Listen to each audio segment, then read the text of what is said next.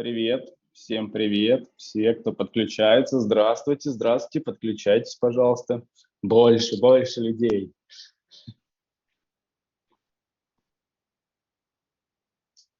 Так, ну мы ждем всех вас, ребята, очень ждем.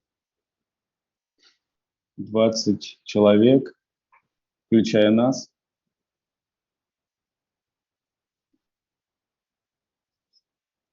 Но мы еще ждем буквально минутку, да, я думаю. И тогда уже начинаем. Тогда начнем.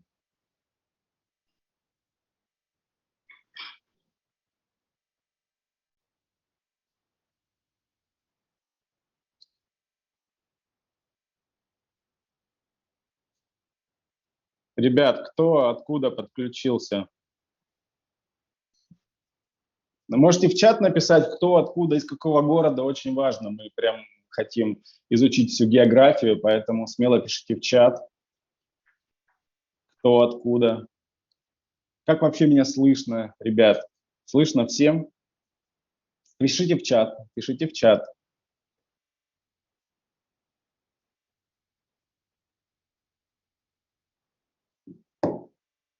Так, кто мне пишет в чат? Что-то никто. Евгений, вижу вас, прекрасный фон. Откуда вы? О, Петербург, круто. Как у вас там погода? Холодно тоже? Вы в курсе, у вас там на фоне человек ходит? Это нормально, да?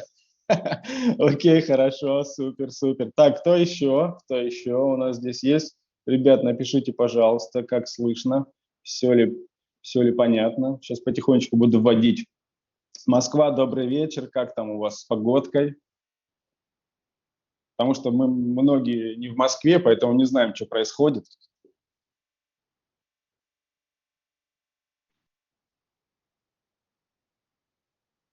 Угу. Здравствуйте вновь.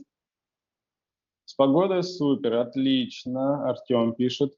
С погодой супер. Ну, тогда здорово. Тогда, если вдруг, ребят, вам супер холодно, то я думаю, что мы сегодня вас абсолютно точно разогреем, потому что у нас сегодня будет крутейший просто спикер. Вот. И классное настроение. Готовьте свои вопросы. Andre is greeting everyone, introducing you and introducing the format, basically. Да, добрый вечер, кто в Москве, кто еще подключается из других городов.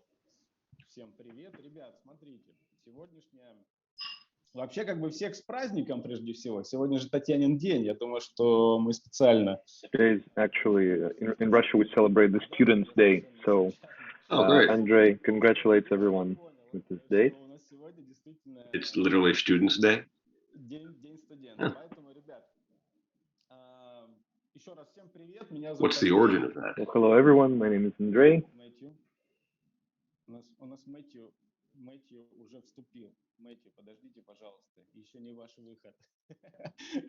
Я просто расскажу ребятам про регламент встречи. He's telling everyone about how the meeting will work, about the technical parts. So,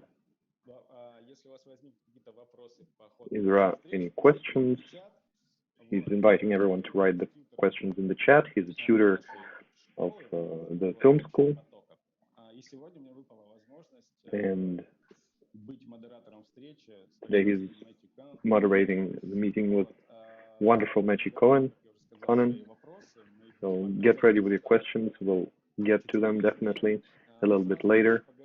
And right away, I'd like to say that we are in digital space, digital reality. So please keep the rules of behavior. Please turn off your microphones so that we'd hear Мэттью really well, and so that the sound would be clean from external interferences. So I said multiple times that if you have any questions,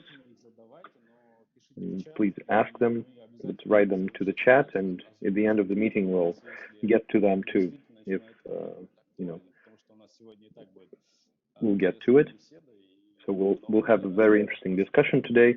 a lot of different questions, but still. We have this great thing here. You can look at our broadcast with the translation. If you press the button with the globe, you can choose the language. If you press Russian, you'll hear Russian language. It will be just like in a TV series, dubbed. If you want to hear it in English, then if you just want to hear Мэттью, then just press English and you'll hear the English version. If you don't want to hear us at all, then switch the zoom off. No, I'm just kidding. So if you want to hear the original sound, just you can do that. Hear it without the translation. Am I going to be dubbed? My voice can match my lips? Мэттью, дайте еще одну минутку. Ребят, ну в общем... Please, Мэттью, give us one more minute. We don't hear you yet. So... Если кто не знает, скажу вам, что мы это школа... We are the industry school of film and television. It's a joint company by Fedor Bondarchuk and Mikhail Rubel and Alexandra Drushenko, the producers of the Vodorod Film Company. So if you didn't know that, this is us. Last year we launched a number of great meetings with foreign people from the film industry who shared their experience with us, and that was really wonderful. So this year we're starting a separate course, and today, as a part of this course of directing film, feature film development, we invited Мэттью Конен here, and he will share his experience with you. So we can speak about Мэттью for a very long time because he's a multi-hyphen, so to say. He has been a director, a producer, a writer, has a lot of awards. His movie Wasting Away got a lot of awards. In Russia it was called Zombie Are People Too, and got a lot of great awards and acclaim from critics. So now I know that Мэттью has just worked on a new project where he was a director and the writer, creator of the idea. In Russian it's called Dead End. So it's about to get released in 2022. So I guess let's get to it, Мэттью. Hello, how are you doing? Please tell us about yourself and how are you doing? I'm doing well. I'm up in Seattle, where it's nice and chilly, and for a little bit. But looking forward to getting back to Los Angeles, and I have work to do there. But you guys said basically everything about me, so there's very little else that I have to tell, except it's morning for me. So.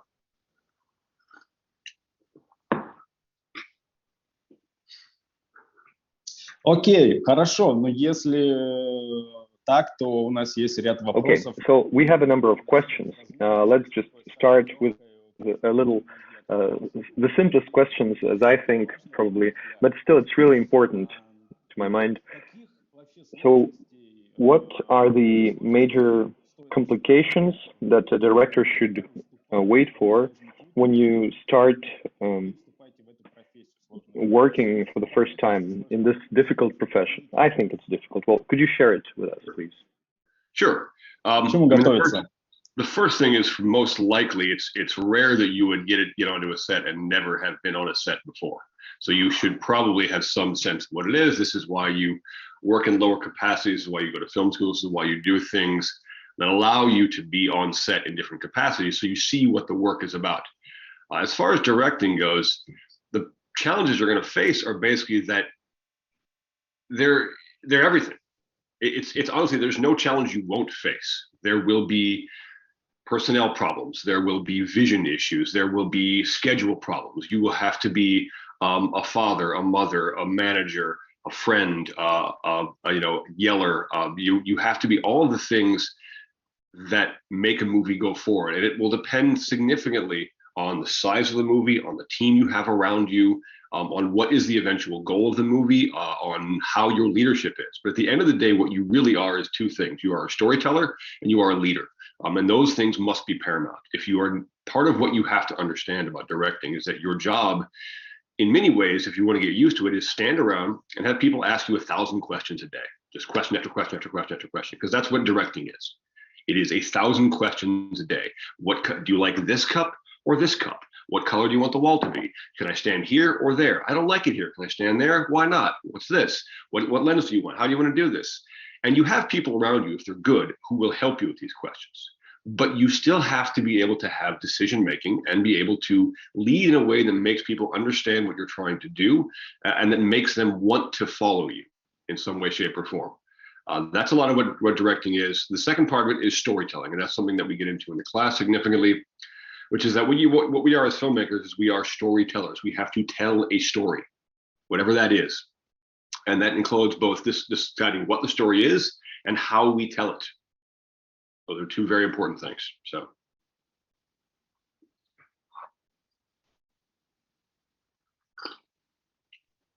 Круто, круто, круто. Спасибо. Я думаю, это на самом деле настолько. That's great.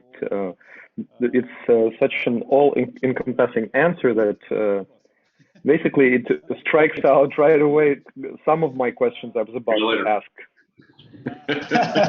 Но тем не менее. Да, увидимся просто в кино, да? Yeah, let's see in the movie theater. No, wait a minute. No, we're not leaving. So, guys, if you have questions, ask them in the chat. But anyway, Мэттью, yes, sounds great. We understand that the director is the main person on the set. You have to do everything, and you are just living evidence of that. You worked in many roles on the set, and that's really wonderful. So I have a question: how great, and why should a director figure out the DP's work, the writing? Let's take these two spheres, for example. Well, those two particular ones are the reality is the director should have a basic sense of what everyone does a little bit for a few reasons. The first one being, when you are a leader, understanding what people do helps you help them do their job. All right, if you're the captain of the ship, you don't have to know how to work the navigation system or how to shovel the coal, but you damn well better know where you're going. And so whether you know how to work the navigation or not, if you know how they do it a little bit, you can help them give the information that they need. I'm not really a sound guy, but I know basically what goes into it, and I know a little bit about how to not make it harder on my sound people. Now, if the shot and the blocking that I want will make it harder on them, too bad. We'll figure it out. But that doesn't mean that I don't consider it. Second thing is, the two things you cited specifically, camera and writing, are extremely important for directors, in part because, again, as I said, a director is a storyteller. So the first thing you have to understand is you have to understand how writing and how structure and how story and character arc and all these things work within the concept of both story and specifically screenplay. Screenwriting is different from prose. It's different from the writing that we see in novels. It's different from even the writing often you see, well, not anymore. TV has sort of matched it. But it is different from the way that you read things. Different types of writing are different. And screenwriting, unlike prose writing, which is the final product, when you write a book, that is what people consume. Screenplays are not. Screenplays are a blueprint. They're a second tier to what the product you're making is.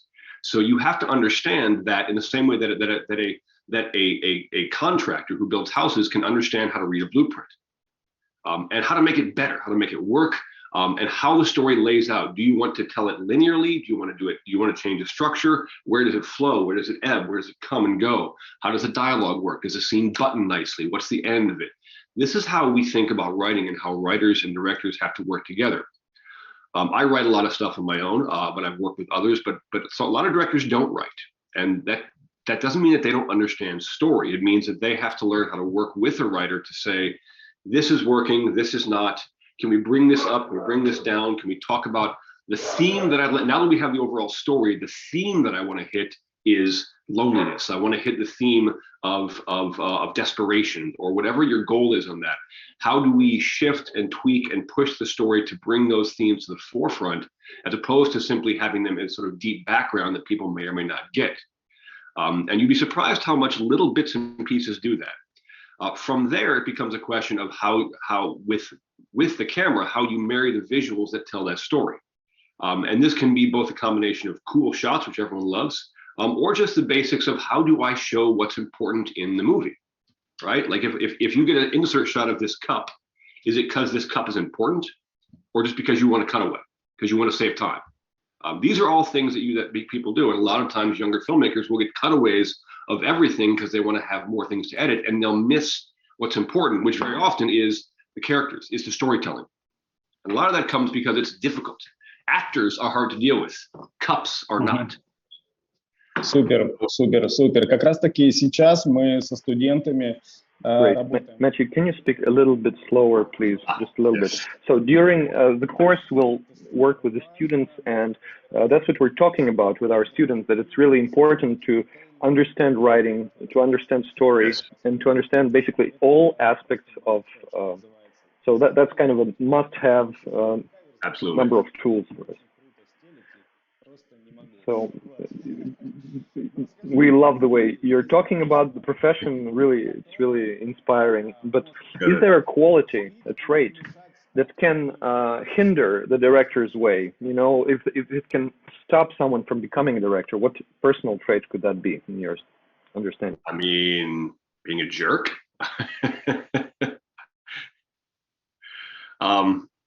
I don't know. Это круто, да. Но мне кажется, это не кажется. Yeah, sounds great. Well, but it's like a characteristic of a person, right? But I would say the biggest thing that I would see hinders, especially younger filmmakers, is probably a lack of flexibility.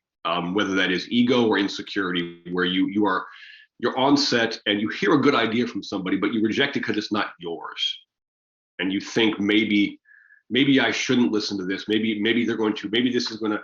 They're hijacking my movie. But that's not the case. The reality is, a team around you should be people you can trust and delegate to. And if they come up with a great idea, that's good leadership. You should take that good idea and say, "Thank you so much. That's a great idea. We're going to do that."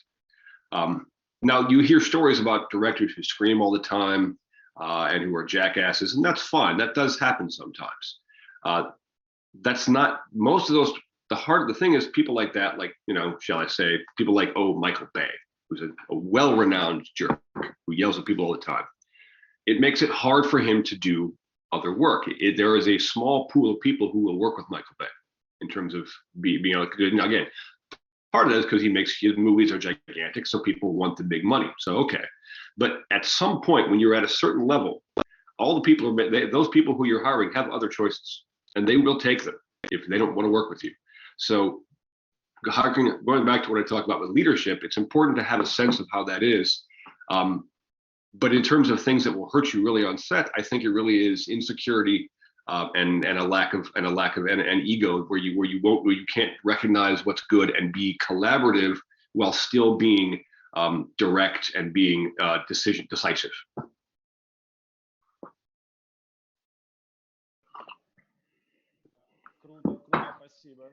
Thank you.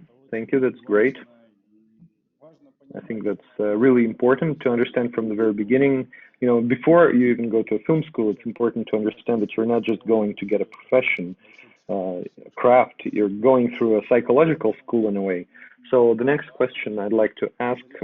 I got it when you were answering the previous one. You know, there are directors who have really hard time when their movie fails, for example, when it bombs and when the audience doesn't accept it, so to say.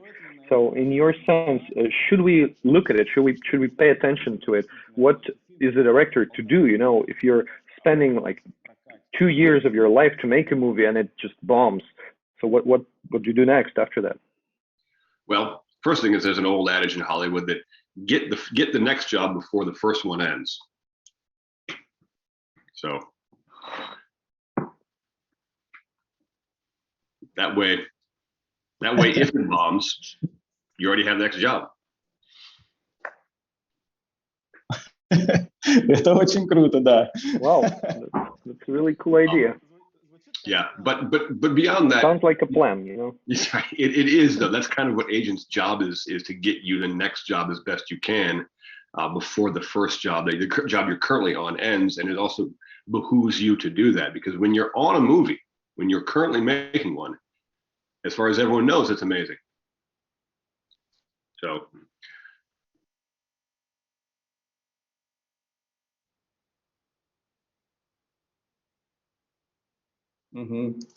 На самом деле, очень круто, спасибо. Хочется спросить вас... Yeah, thanks a lot. So I'd like to ask about the agent. I guess in America it's a really widespread phenomenon. But what if you're a young director, if you just graduated from a film school, what if you have like several ideas, like a package of your ideas? What do I do if I really want to go to Hollywood? I just, can't live without Hollywood. What am I to do to, knock on the producer's door and to get into this closed club, so to say? Well, a couple of things. That's a broad question. The first thing is, don't get confused. Agents do not get you work. That is not what they do. They are there to be your advocate for other things. They get you in the room, but they don't get you work. Your work and you get you work. That's how it works. And in fact, more than anything else, work begets work. The more work you do, the more people will say, "Oh, that person works. Let's talk to them." That's how it works. Agents can get you into a room with people, which is helpful, but it is not everything. The second part of that is addressing the idea of Hollywood. Hollywood is a broad-based term for American filmmaking. That should encompass everything from independent film all the way up to studio movies, including Netflix and streaming services and all these things. And there is a vast diversity of how those get made, what they pay, what their intent is, what they expect, and all these things. It is not a simple question in that way. As far as how you get in, I mean, you can kick in a window, and the best way you get in. But I'm being somewhat serious. The best way to get in is to make a movie, because the unfortunate catch-22 of filmmaking, and especially in Hollywood or anything of this, is that the only way you can prove you can make a movie is to have made a movie. That's the hard part. Probably the simplest and cheapest way to get in is to write something that is simply phenomenally good as a screenplay. If all you have is an idea written on a piece of paper, like a short one, it's not enough. There are ideas everywhere. They fly out of everyone's brain, and everyone thinks they're all brilliant until they're not. And the hard part is that if you want to prove to people that you have a script that works, you got to write it at your level. You can't just say, I have an idea, unless what you have are, say, the life rights to the story that everyone wants to hear. And that's a true story. And then you own that. And then you can say, oh, I'm going to, and there are ways to do that, whether it is a book that the author, whether it is someone who had an experience that is so extraordinary that you want to talk about it, that you think is interesting, even if it hasn't been heard. It is the difficult part about being an artist in filmmaking, is that most of us who are artists are a little reluctant to sort of toot our own horn and market ourselves in a way that is aggressive, because you kind of feel like you're being a jerk like that. And the ones who do that usually are not always good artists. It's this kind of back and forth. But unfortunately, you have to learn to be a little bit more aggressive in the way you present your work. You have to be willing to talk about it. When you pitch, if you're pitching ideas, you have to be fast and sharp and make people excited about it. Part of why I do this is because it helps me get to a point where I can speak and pitch and make people go, oh, I like that. Your voice is clear. You talk slower, and you're able to convince people that the work that they're going to see is worth their time and money. That's the first place you start. Круто, спасибо. Да, мы тоже на самом деле говорим своим студентам, что ребята... Yeah, that's what we actually say to our students, that you have to be ignited with your idea. You have to be excited by your idea. You have to base it on your experience, or you have to have witnessed this life story. And we help our students to actually develop this story and turn it into a movie. So, so one thing I want to push back a little bit is that there's an idea they say, write what you know, as if you should only write your life story. That's not exactly true. Most of us don't have cinematic life stories. All right, I'm up here helping my mom. We're building out an apartment. No one wants to film that. It's not interesting. But when you talk about what you know, what it means is you know the people you know relationships that you know. So if you think about great movies, and within those movies, the relationship between, say, even in say Star Wars, which is this vast space opera, the core of the movie is family. And it is the idea that Luke, who lost his family, finds it in Darth Vader in this weird twist way that the person who was his greatest enemy becomes the person he's been searching for his whole life. That is the same story you find in indie films. It is not the scope, it is the intent. Think about a movie like Interstellar. Oh, Matthew McConaughey's got to save the world. No, he's not going to save the world. He's going to save his daughter, who happens to be on the world. The world is too big. What we know are relationships. We know father, mother, brother, alcoholic sister, abusive husband, all the things that you know, the relationships you know, and then those set within a story that is different, possibly from your life, but the humanity of it is always clear, because that is what most people will follow, even within the realm of these vast space operas or whatever you plan to set it in. That's what they mean when they say write what you know. Да, абсолютно так. Спасибо, Мэтт, за уточнение. Прежде чем, как вы добавили... Yeah, absolutely.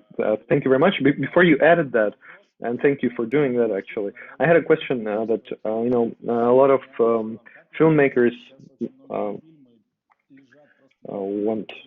are looking for an answer to. So a lot of movies are staying on the shelves and they're not getting a theatrical release. Sometimes they're getting a platform release, a streaming platform release. So what do you think about this case where movies don't get a theatrical release and go straight to online theaters? Well, obviously, I like the theatrical experience. I always have. I think it's too soon to tell yet whether the complete move to streaming, what is known here in America as day and date, meaning that it's released in theaters and online on the same date, as opposed to normally when you release a movie contractually in the theaters, there is a contractual window that it cannot be shown anywhere else while it's in the theaters. That has changed, and it's too early, I think, to tell if that's a question of the pandemic or of a changing state of the industry as a whole. There will be some return to theatrical release. That is for sure. There are movies already coming out here in America that are big movies that are advertising only in theaters.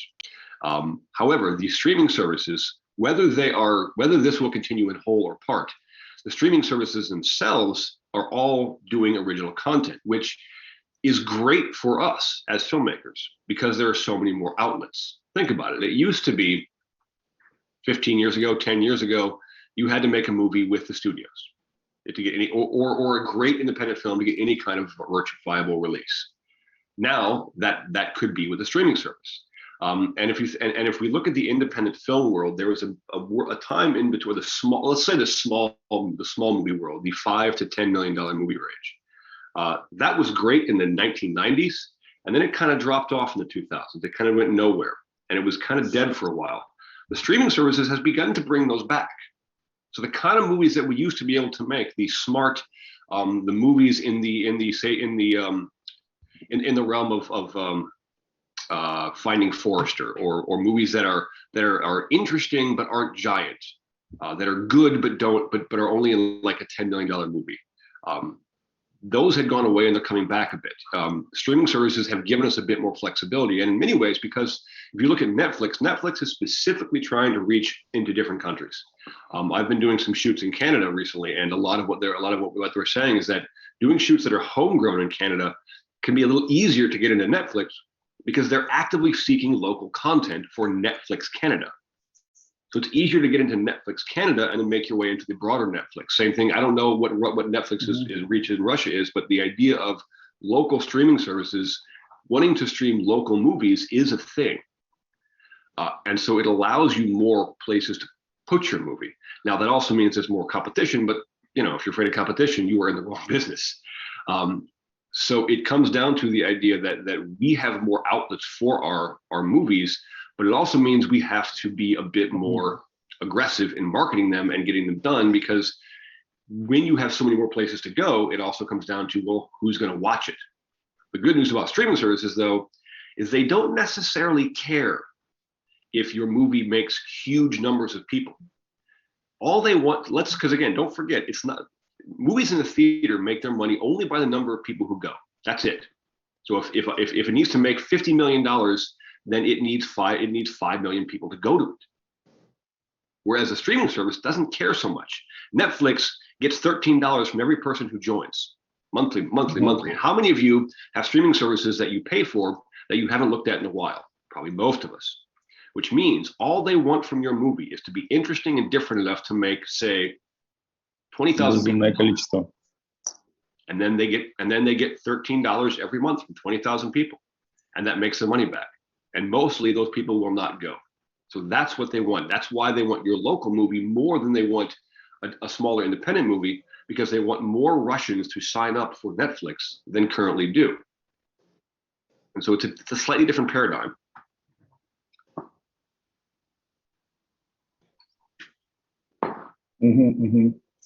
Здорово. Я думаю, что это будет полезно. That sounds great. I think it's good for our audience. Matt, I have a question. Yes. So most often you work in the horror genre. No, it's not true. I did the one horror movie, but I've done others. I've only done a few horror movies. I work in drama and act. Last movie I did was action and others. So I drop in different places. But yes, but I have, yes.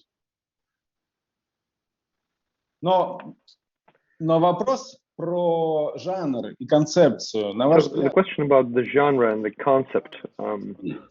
What genre would you say sells best today, especially in the streaming platforms?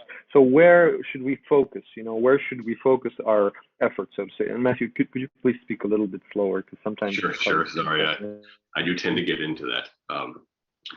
Well, I mean, genre material of any kind, whether it is science fiction, horror, thriller, sometimes comedy, that's harder to cross nations, is often easier to sell because it's easier to market in many ways. And it also has a preset audience. There are horror audiences, there are people who like science fiction, and so it's easier to market to those people because they go straight to the horror page or the science fiction page or what have you. But it's not everything.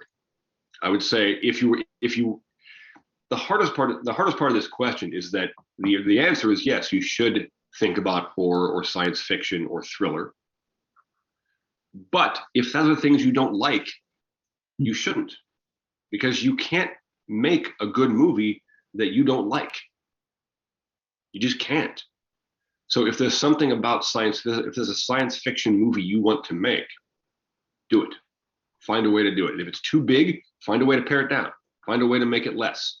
It is not all about the effects. Now, if you're making something like District 9, sure, that's different. You're making a big movie that has huge effects, and you do it that way because that movie was made by someone who had been in visual effects as their job, and so they knew how to make it cheaper. But for newer filmmakers, understand a few things. It's not about whether you make these. You guys know who Colin Trevorrow is, the director. He directed Colin Trevorrow. He directed Jurassic Park: The Lost World. Okay, we've all seen or know of Jurassic Park: The Lost World, yes? The reboot. Okay, so yeah, what about him? So, did you know the movie Safety Not Guaranteed?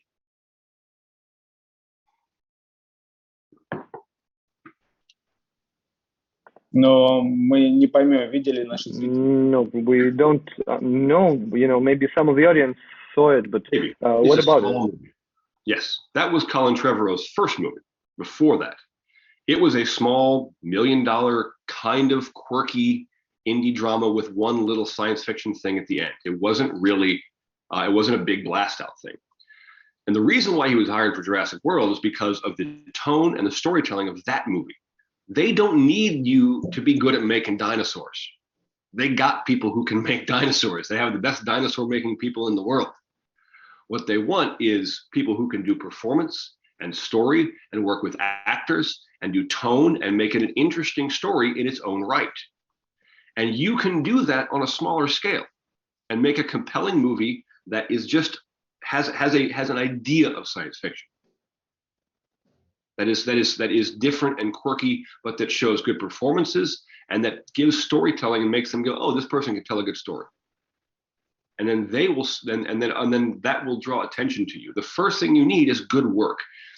Understand this: no one can judge talent. There is no talent meter that I can walk around and go, oh, there's a good one. That doesn't exist. People can only judge your work. That's it. So you either have a good movie, whether it's a feature or a short, or you don't. And you can say all you want that more money would help and you had a problem that evening and all that's all fine and people will understand. But at the end of the day, it doesn't matter. It's a good movie that makes people interested or it's not.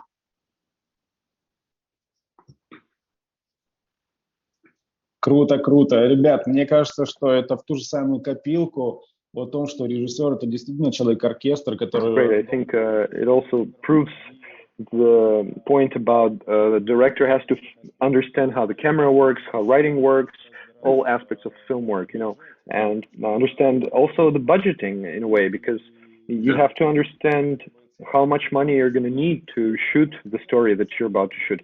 So, Matt, I'd like to talk about your movie, if it's possible, about The Dead End. Could you tell us a little bit? It's probably in passé, if you... Probably that's the Russian version, is The Dead End, but maybe it's in passé. The one that you just shot? In pass. Okay, yes. So what was the budget and how many shooting days did it take you to shoot it? And basically, could you talk about that? And where will it be released? That's also important for... Well, I can't talk about the budget. That's proprietary information, but I can talk about the shoot. So it was... Окей. Извините, русские зрители. My brother produced. He is right in there, and he will probably kill me if I talk about the budget. So, okay. But what I can talk about it was the budget was not big for what we were getting. But part of it was that we wrote it. Part of what comes from having experience is understanding how to get your money's worth. So it was written to take place mostly in a relatively contained space. This is one thing you think about that helps you make things to make your budget stretch, right? Most of the movie took place in the one farmhouse that was under siege, and it was about that. So we had the location and we could really shoot the hell out of it in the time we had because we were just mostly there. We didn't have a lot of locations to get. We kept the number of characters relatively small. There were only, I think, 10 total actors, and nearly all of them had a significant part except for one. And that meant that you can cast better people because everyone has a part. The writing is good, and you don't need big crowds of people or a lot of other things. We had action, we had car crashes, we had people getting thrown out of windows, we had fights, we had gunplay, and all these things. You can do that because we knew how to keep the cost down by having the experience of knowing what costs money. Locations changes cost money, crowds cost money. Those are the things that are part of what you have, and then you budget within that. So this is part of why you talk about understanding, like he had talked about knowing about the budgetary things. It's also to know what costs and how to write for a budget and to kind of keep things down so you can make a movie that looks bigger than it really is in some ways. That shoot was, we were 19 days. But again, because we were all in one location, mostly it made it a lot easier. То есть у вас практически не было никаких переездов, вы постоянно... So you basically didn't have to move the company, you just came to the same farmhouse and you could shoot in this location again, right? And lights could mostly stay up. And we had a plan that would keep going. So.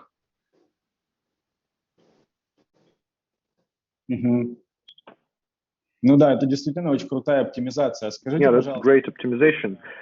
Could you tell us how much time did you need to write this story, and also the distribution? Could you say where do you plan to release it? Sure. So the writing of it, the actual writing of the script doesn't take terribly long. It was probably 3 months to actually write it. From there, obviously, it took a while to get we had found some people that we knew who were looking for a script of this sort. We gave it to them. They liked it. They gave notes. We rewrote. The process of getting from script to screen, well, it was interrupted by COVID, but let's assume that didn't happen. Let's say that we, from the start of it to the end, in terms of actually working on it time, was probably about 6 months. Maybe almost a year, depending on how long it took, depending on how much you want to include in terms of what we did. It was extended because a lot of the pre-visualization that we did, the prep work, was done remotely, so it took longer, but we had more time during COVID to do that. It would have probably been 6 months if I look at it now in terms of how much prep it was. But some of that also took longer because we're not Canadian. And we had to go there and find people, and you have to find your team a little bit. And that's hard, and that presented some challenges. The next one we do there will be easier, and everything you do easier. This is why you find your team as best you can, and you work with them. Again, I work with my brother a lot, and it's easier for the two of us to go there as a team, and then find others, because you always have at least one person you can rely on. And vice versa. And that's a really important thing, I would say. If you don't have that within your family, that's fine. But part of what is useful about working or even doing film school is you find people at your level that you can rise up with, because you're not going to get in with Steven Spielberg right now, not at the level of anything like of a high level, because he doesn't need you. He's got people. So unless you show you've got something amazing, like an amazing script or a feature that is done, it's hard to get into that. If you're trying to rise up with people, you need to make and gather a team of people at your level. And then all of you kind of make these incremental moves as you can until someone hits something. And they go, oh, I got this movie. Hey, come on, Dave, come with me. I'm going to bring you with me. And that's what they want to do. This happens with a lot of people. Это точно. На самом деле, Мэтт, совсем недавно, по-моему, неделю назад у меня был Zoom с нашими студентами. Around a week ago, I had a Zoom with the students, and I talked to them about that. Film school is great. Tarantino, of course, said that I didn't go to film school, I went to the movies. But, some people really start growing and, getting their friends who they worked on other projects with them up there, So I think it's really important. What I'd like to ask is, I have a very important question about the notes that, this notes to the script, especially, when some producer comes or some company comes, especially, distribution company comes and gives you notes on your writing. How do you fight it? How do you basically work with that? How do you survive with that? Они возникают на любом этапе. Because you can get them on any, stage of your work, so to say. Yes. Well, the first thing to recognize is A, you are going to get them. And B, if you are the one bringing all the money, and it's your movie and you're paying for it, then you can ignore notes if you want to. But if not, recognize that you are making someone else's movie a little bit, and they have the right to give you notes. They just do.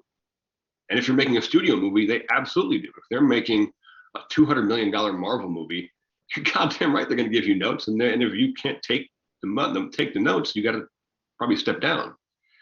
But what you have to recognize is that the idea behind is that don't look at it as fighting, because that makes it adversarial.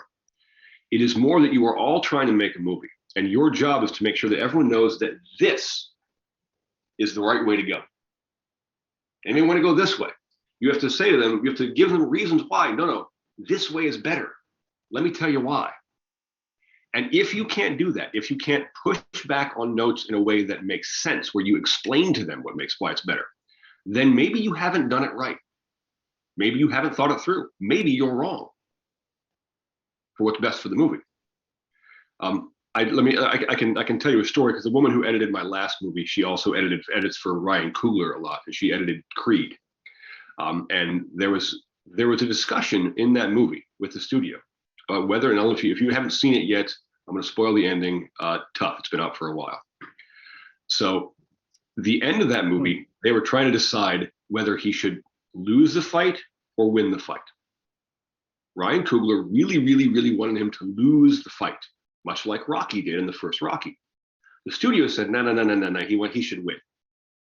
They couldn't figure it out. They shot it both ways. They shot an ending where he wins, and they shot an ending where he loses. And they cut both of them together. And it came down to it.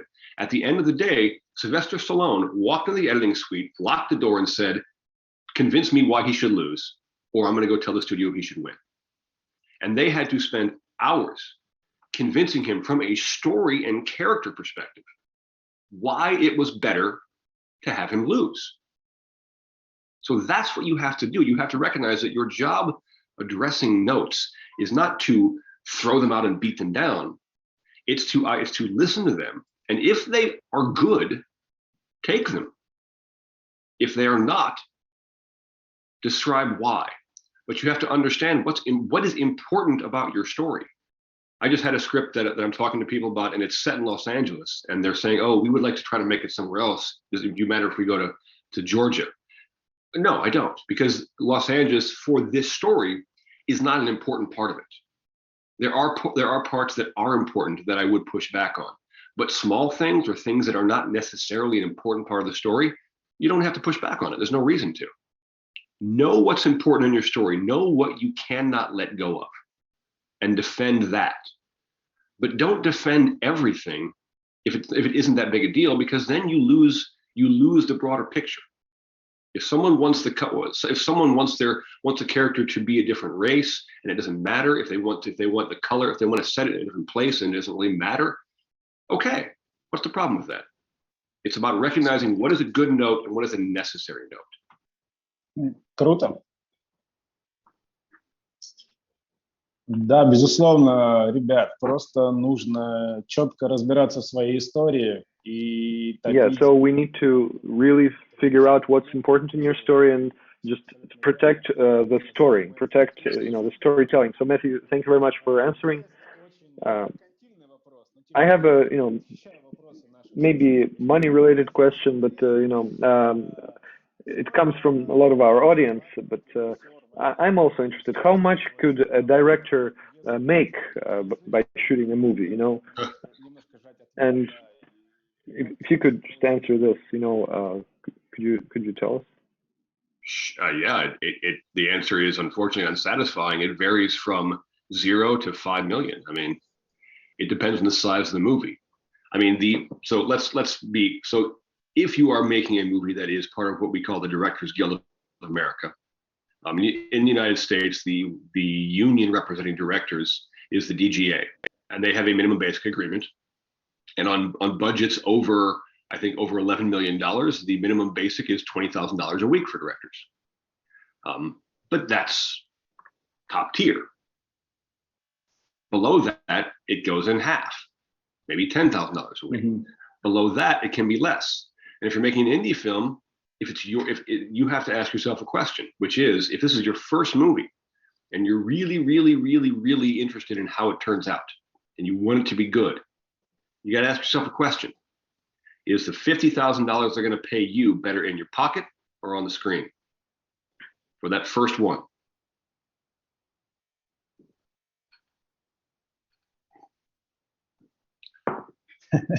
Ну, круто.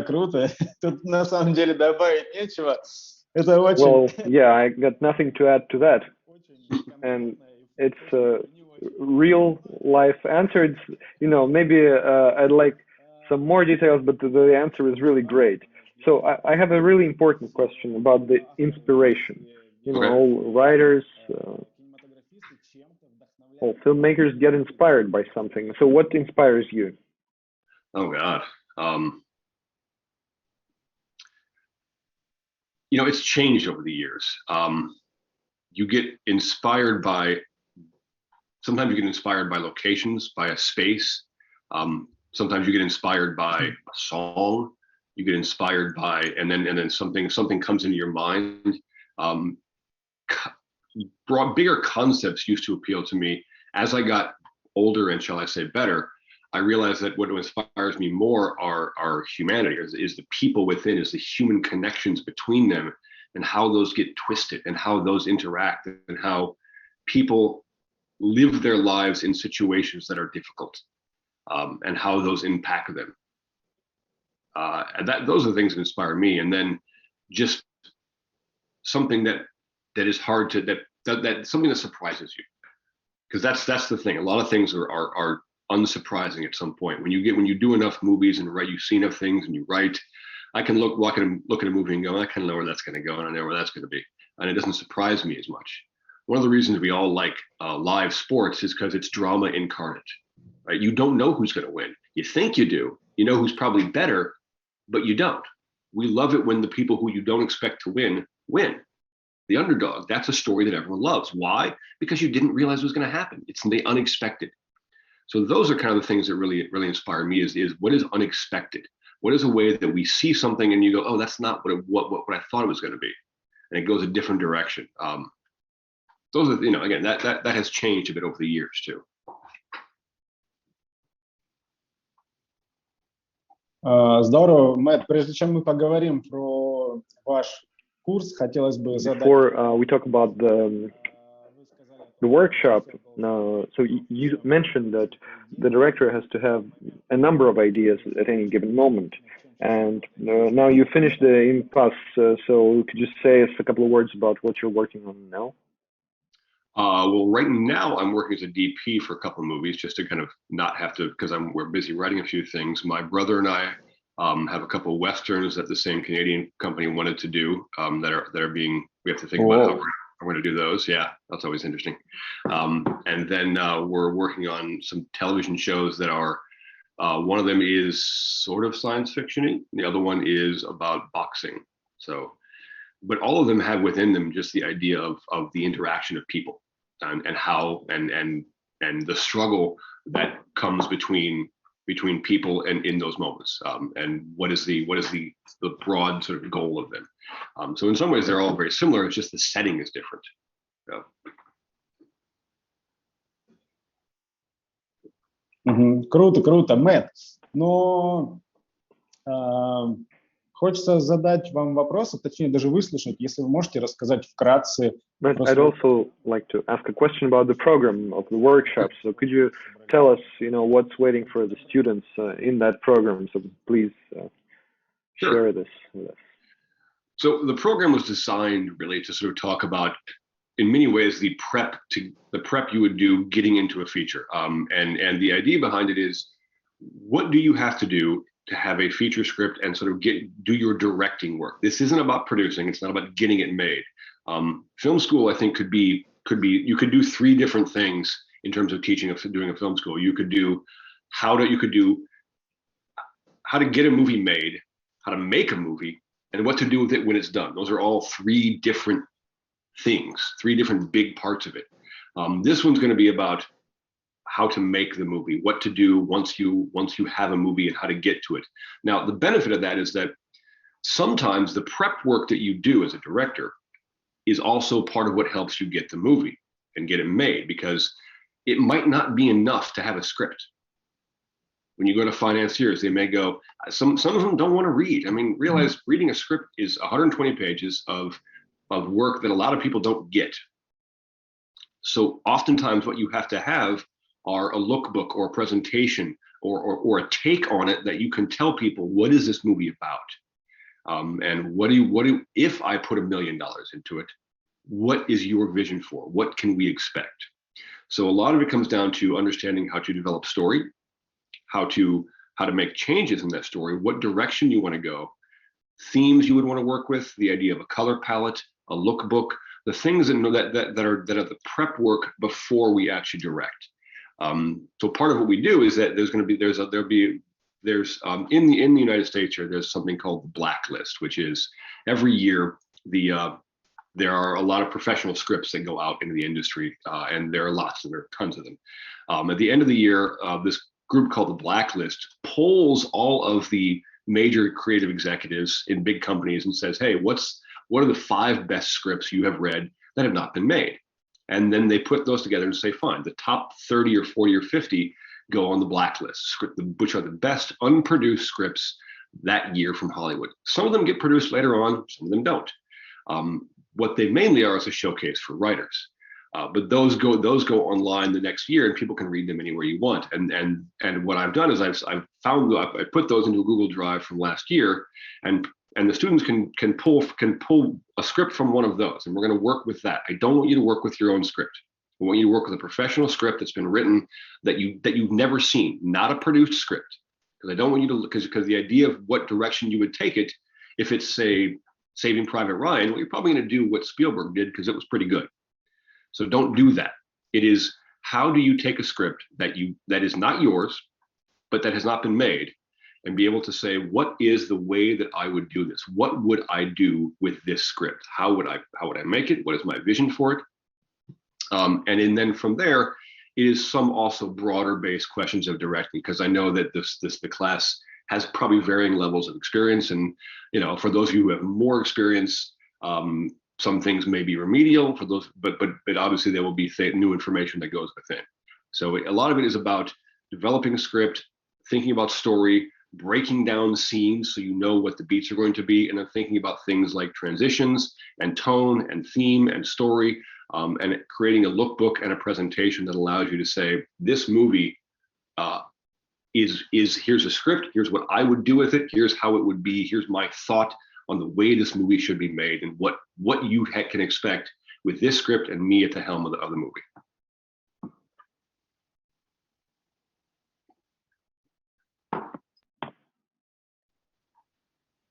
Здорово. Ну, это That sounds great. Hope so. Yeah, I think that's an encompassing answer, basically. That was great, and it's had a really nice evening. I don't see a lot of questions in the chat, actually, and Someone has a hand up over here. Speech был исчерпывающий. So it means that you basically answered the questions that people had. So I'll ask one more question to Matt. I'll ask Matt to say something to you, and when he will say it, while he'll be saying it, you can ask your questions, and if not, then we'll say goodbye today. So we'd like to hear some message from you to the beginning filmmakers. What should they look at? Maybe some kind words for the future students of your course. It's come into it ready to try to read something that you haven't read before. You're going to be reading a script that is someone else's. Approach that from an open mind, and you may have to read a few of them before you find one that you like, but pick something that you actually like, because at the end of the day, that says something to you. There's some part of it that speaks to you in a way that go, I like that. If no part of the script that you read would you be excited to shoot, you shouldn't do it, because there has to be something about it that makes you excited. Whether that is the action of it, whether it is you think, oh, there's a great look I can do, whether it is the relationships that you see in the movie. That's entirely up to you. But if it doesn't excite you in some way, shape, or form, you're not going to have the energy to go through it, to really put into it. All right, and this will also carry through to what you do in your career. If you're not at least somewhat excited about making something, it is going to be a slog, because filmmaking is difficult. It is a lot of work, and this is just we're talking about 15 weeks of 1 day a week. Even a small movie is at least 6 months of your life, so you got to have some level of excitement about some part of it. Because when it gets down to the nitty gritty, to when things are getting hard to do, and it's day 17 of 30, and everyone's tired, they're all going to look to you, and you have to have the passion to be able to say, this is going to be a great day, guys. We're going to make that. I can't wait for tomorrow, or this day, or this thing, or what's great about this is this. And that's just kind of basic leadership, is that you are the one who leads people to something. And so you have to have a certain level of passion for it. So pick something that you actually like.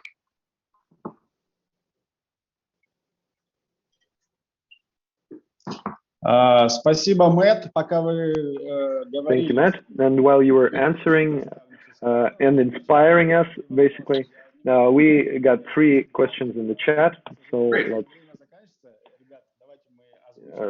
probably, we'll ask these 3 questions and then I'll let you go. So a very important question is, how efficient do you think is online studying at the program? For some things, the idea of story and lookbooks, those are probably fine, because that involves mostly the idea of examining script, talking about it, and then looking at clips and talking about color palettes. Things like cinematography or practical directing studios and actors, probably not so much, because those can be hard. You can get a broad overview of them, but then you do have to, at some point in time, let me rephrase that. They're about half and half. It's kind of like if you play a sport and you can learn all the rules and the basic ideas behind it off of a whiteboard and by watching. But at some point in time, if you really want to play basketball, you got to get out there and shoot 2,000 jump shots a day. You just can't. You can't be at the high level without just doing it at some point in time. So it's good to it's okay to get a base of it. It's okay to get some concepts. At some point in time, the transition does have to happen. There's no way around that. So. Совершенно верно. Спасибо, Мэтт. Еще один вопрос. Okay, thank you. One more question is the following.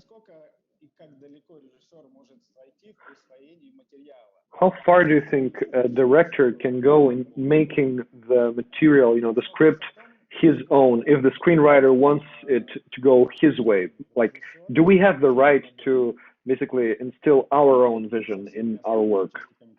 How much do we have to take from the screenwriter in this process? Well, there's 2 parts of that. One is creative, one is sadly legal. It depends on whether if the screenwriter has created the piece and you as a director or producer have not yet paid for it, then you have no right. They can say goodbye and we're done. If you are if you helped create that, you have some rights, or if you as a producer or a director have bought that work, then you have every right you want to toss it out, unless you've made contracts. Like if you bought Harry Potter, you would be able to, you could make it the way you want, but most likely at a project of that size, there would be some things that you have to do and some things that you don't. But that's talking about existing material. For say an original screenplay, if you buy it, you can do whatever you want. The question you have to ask yourself is, what drew you to that first? And are you changing a thing that's interesting? If a writer is pushing back on you, part of what it comes with directing is are you enough of a leader to say, well, why are they pushing back? Is the way they're pushing back good or bad? And if it's what we talked about before, is it ego? Or is it, no, I honestly think this is a better way to go? And if you have to it's talking about it, it's convincing it. And if at the end of the day, you've paid for a script and you own it, you own the rights to it, and you really think the writer is just going the wrong way, yeah, you can do whatever you want. You can take it, you're the director. Just be sure that you got the right idea. Listen, because maybe they have a point. Maybe you are going against the thing that's there. But at the end of the day, you do got to make your own movie. But just know that movies are not a director's thing. Directors lead a team of people to make the same movie. That's really what you have to keep in mind, is that your job is to take all of these people, from production designer to cinematographer to stunt people to actors, and make sure they're all making the same movie. So you don't want someone acting in a comedy and someone else acting in a drama, right? Stunt people are going to want more stunts. That's what they do, right? Special effects people are going to want more blood. That's what they do. Your job is to say, that's good, that's enough. Thank you, I think that's working well. No, that's too much. We're going over here, and here's why. And you may get pushback. You may get people who disagree. Be ready to discuss why.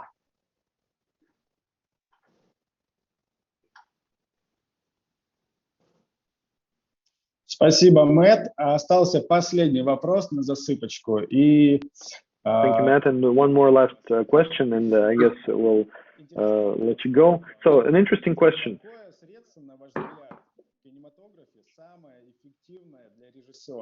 What technique is the most effective for a film director to use? What do you mean in terms of technique? What do you mean? That's broad. Но, к сожалению, этот вопрос... Unfortunately, it's an online question, and I'll try to decipher it. But I guess maybe what she means is what tool, the director's tool is the main tool in filmmaking. Maybe someone I tried to put it into other words, but it's actually unclear for me as well. Okay. I mean, the thing of it is there's no one way to do it. I mean, you look at a director like David Fincher, and he's very, very visual and very specific. He does upwards of 30, 35 takes because he has the money and the time, and he really wants his actors to be tired and just stop acting. That's his style. And he's very, very precise. And you have other directors, like say Woody Allen, who isn't very visual. He doesn't even really, he talks to his DP and says, make it look good. His thing is performance and blocking, and he'll just block the actors and get good performances and let his DP choose shots, because what's the difference? He doesn't care. And you get a good DP, and it works that way. Every director works differently, and this is why it's such a strange thing, because and part of why it's important to work on set as much as you can, because as a director, you don't get to watch other directors working. You don't necessarily know how they do it. So you have to find your own way that works. And they're all going to be different in a lot of ways because of what are your strengths versus what are your weaknesses. I would say, if anything that you have to do, the one thing that is key to every director, and this is from Fincher on down, is your main job is performance and storytelling. You have to get the performances that the actors are going to work within the story, and you have to be able to make sure that the story you are telling is told in the movie, so that what is important is shown, what is not important is gone. The style, the pacing, those are the things that come into it, and that is both collaborative, but it's also on you to make sure or at least you know what's not right. Like, that is not good. Let's try a different performance. Let's try something else. Sometimes you don't know. Sometimes you get to a scene and an actor's not hitting it, and you're like, I'm not sure why that's not working. But you just got to say, let's go again. Try something else. And they may go, I don't know, what do you mean try something else? And they'll push back, and you say, look, let's just go again. Let's go again, and just roll camera, and just get them in the moment and force the moment, because maybe they're pissed off, and it turns out that that's what worked. That emotion, that energy level. So the techniques really vary. It's kind of like saying, it's kind of like if you're climbing a mountain, you got 20 different things you got to do. You got to know how to do all of them, but you might not have to cross a crevasse, but you might. So be ready.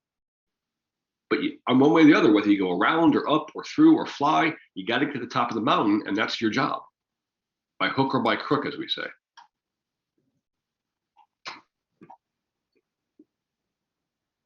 Спасибо за ответ. На мой взгляд, он максимально... Thank you very much. I think, guys, the most important thing is that there are no universal answers in film. It all works on a case-to-case basis. So that's why we're helping our students to find their individuality. So please come to our program, sign up, look at our webinars. Matt, thank you very much. You're incredibly wonderful, and we wish you all the great success in your creative work. Thank you to all the students, and see you next time.